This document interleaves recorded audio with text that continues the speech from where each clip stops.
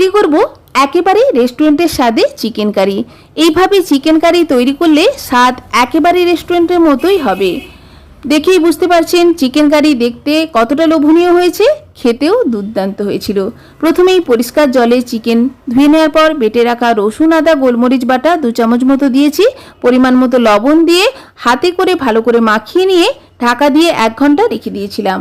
1 ঘন্টা পর কড়াইতে পরিমাণ মতো সর্ষের তেল দিয়ে তেল গরম হলে কেটে রাখা পেঁয়াজ, পরিমাণ মতো লবণ দিয়ে হালকা করে পেঁয়াজ ভেজে নেওয়ার পর ম্যারিনেট করা চিকেন দিয়ে দিচ্ছি।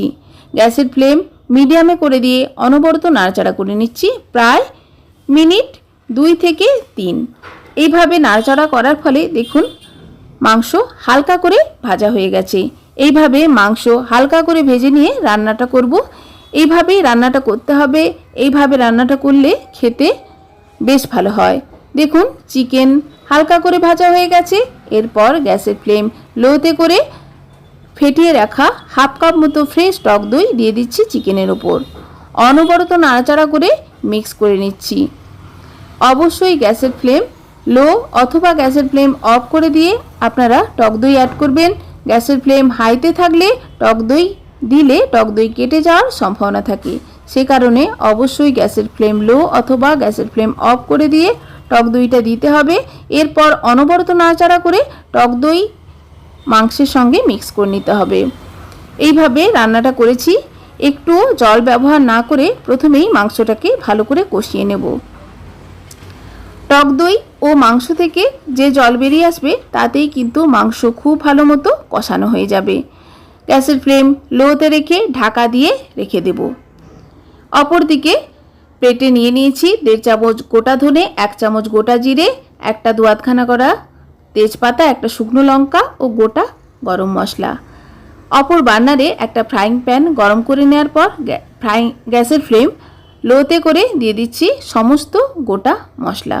গোটা মশলাকে গ্যাসের ফ্লেম লোতে রেখে ভেজে নেব।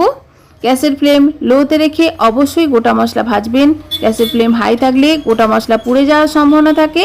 এতে করে মশলা তেতো হয়ে যাবে, খেতে ভালো লাগবে না। মশলা ভাজা হয়ে যাওয়ার পর 1.5 চামচ মতো কাসুরি মেথি অ্যাড করেছি। কাসুরি মেথিকেও একটু নাড়াচাড়া করে নিয়ে মিক্সিং জারে গোটা মশলার গুঁড়ো তৈরি করে নিয়েছি।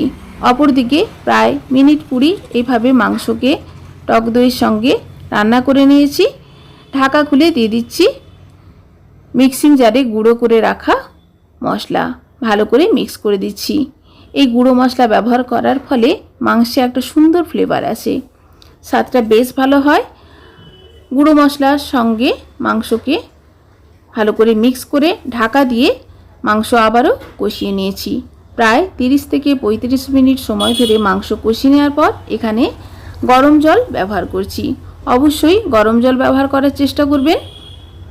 বেশি জল অ্যাড করব না। আমি একটা ছোট গ্লাসের 1 গ্লাস মতো জল অ্যাড করেছি। চিকেন কারিতে বেশি ঝোল থাকবে না, একটু মাখো মাখোই হবে। ঢাকা দিয়ে চিকেন সেদ্ধ করে নেব।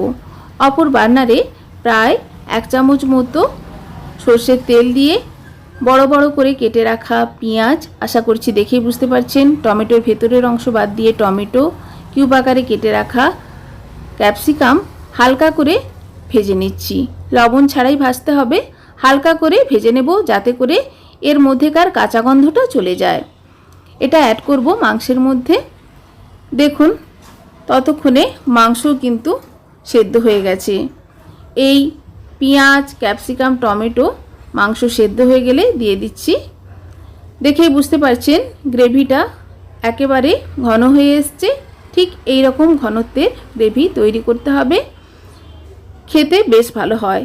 মাংস সম্পূর্ণ সেদ্ধ হয়ে গেছে। দিয়ে দিচ্ছি ভেজে রাখা পেঁয়াজ, ক্যাপসিকাম, টমেটো। ভালো করে মিক্স করে দিচ্ছি। এই পেঁয়াজ, ক্যাপসিকাম, টমেটো অ্যাড করার ফলে একটা সুন্দর ফ্লেভার আসে, খেতেও বেশ ভালো লাগে। রুটি, লুচি, পরোটা, পোলাও, তন্দুরি, রুমালি রুটি যা কিছুর সঙ্গে এরকম চিকেন কারি সার্ভ করুন না কেন, খেতে অপূর্ব লাগবে। ভালো করে মিক্স করে দিয়েছি। 2 আধখানা করা কাঁচা লঙ্কাও অ্যাড করেছি সুন্দর একটা ফ্রেশ ফ্লেভারের জন্য। একেবারে আমার চিকেন কারি সার্ভ করার জন্য রেডি। এইভাবে আপনারাও তৈরি করুন, দেখবেন আপনাদেরও খেতে খুবই ভালো লাগবে। আমি দেশি মুরগির মাংস ব্যবহার করেছি, আপনারা চাইলে এখানে ব্রয়লার মাংসও ব্যবহার করতে পারেন। Recipe ready. ধন্যবাদ।